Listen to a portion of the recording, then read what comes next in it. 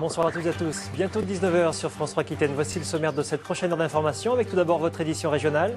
L'innovation d'un industriel lot-et-garonnais pour faire des économies. Il décide de devenir locataire de ses locaux sur le même principe qu'une voiture en leasing. L'option d'achat lui permettra de s'offrir les murs dans 7 ans.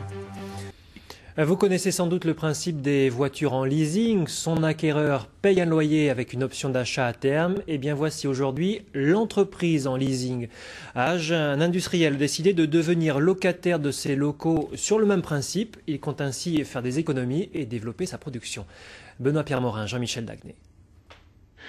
Jean-James Garot loue les murs de sa fabrique ou plutôt il les achète en leasing.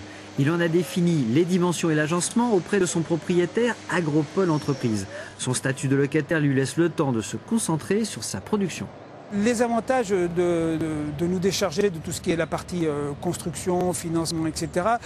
nous permettent vraiment de nous concentrer sur notre métier de base. Et aujourd'hui, faire tourner une entreprise, c'est avant tout faire tourner son outil, l'optimiser, c'est également rechercher de nouveaux marchés. C'est vraiment ça notre travail de base. Chercheur en écologie passé à l'agroalimentaire, il travaille dans un bâtiment qui s'inscrit dans le développement durable, récupère l'eau et l'énergie.